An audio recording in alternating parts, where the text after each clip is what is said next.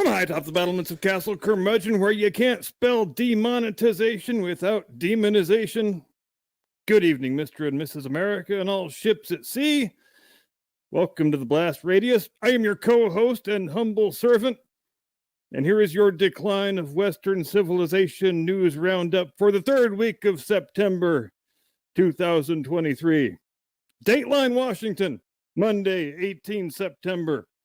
Majority Leader Crying Chuck Schumer announced that the United States Senate will henceforth have no dress code whatsoever, not even an informal one. Why? Well, because Senator John Fetterman of Pennsylvania, the second most famous man in D.C. who can't string a coherent sentence together, well, he just wants to be comfy. He doesn't think he should have to be bothered putting on a suit and tie to represent the people of his state in the Senate chamber. And so henceforth, he's just going to come to work dressed like your average homeless man in a hoodie and gym shorts. Presumably, the coming weeks will see Fetterman given even further special dispensations to do things that he also enjoys doing at home, like scratching his balls, belching the names of his favorite cartoon characters, and crushing beer cans against his head.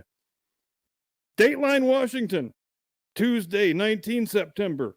According to a new survey from Pew Research Center, 55% of registered Democrats say that having fewer children produces, quote, a positive impact on the environment.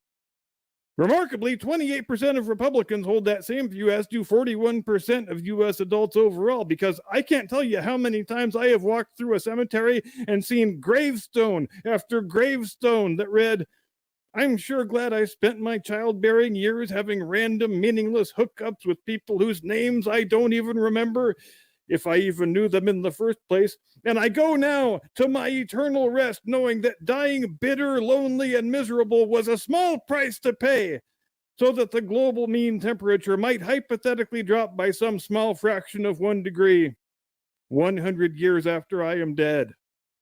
Dateline, Seattle, Wednesday, 20 September. 3 years after its infamous Summer of Love, in which the city council slashed funding for the police department by a full 50%, then declared all public drug use and possession decriminalized, and looked on with chest-swelling pride as armed Marxist revolutionaries lovingly took over most of the city center, declared a heroin-dealing amateur hip-hop artist the mayor, and issued desperate pleas for soy and cigarettes within 24 hours of declaring their independence. The Seattle City Council, in a shocking reversal, passed a resolution saying, okay, now that our entire city looks like a burned-out hellscape of misery, despair, and human suffering, maybe we should start prosecuting people who openly sell narcotics and shoot up in the middle of the goddamn sidewalk. Now, if only we had some cops to enforce that policy. Governance sure is hard. Dateline, Ottawa, Thursday, 21 September. Canadian Prime Minister Justin Trudeau, bit of a Freudian slip there, is under fire for his relentless, some might say maniacal, support for something called the 2S LGBTQI plus community, with thousands of Canadians taking to the streets to express their outrage over the Prime Minister and his government seemingly having no other educational priorities except to teach kids that declaring yourself a member of some fictional made-up gender and having as much freaky non-normative sex as possible are the only things you need to do in order to be a good, upstanding Canadian.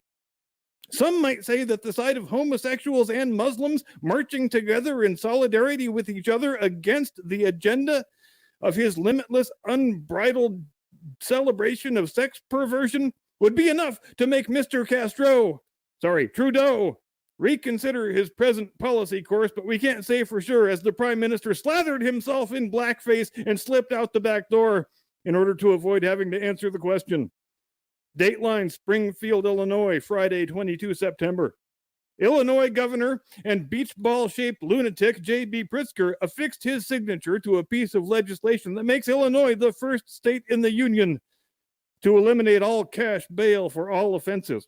Asked by reporters how this will make the people of Illinois safer, Pritzker said, "Cash bail is racist." Pressed further to explain how turning violent criminals loose on the streets will make the society less racist, Pritzker replied, "Did I stutter? I said cash bail is racist. So obviously, if you ask me why cash bail is racist, then you are part of the white supremacist patriarchy, as opposed to me, the white male billionaire who is shaped like a beach ball. And besides, cash bail is racist is the only thing it says on the talking points memo I was just handed, so I don't know what the hell else I'm supposed to say. Except that I would really like a box of jelly donuts." And that's the decline of Western civilization news update for the week of 18 September 2023. Back to you, Squatch. Tactical nuke incoming!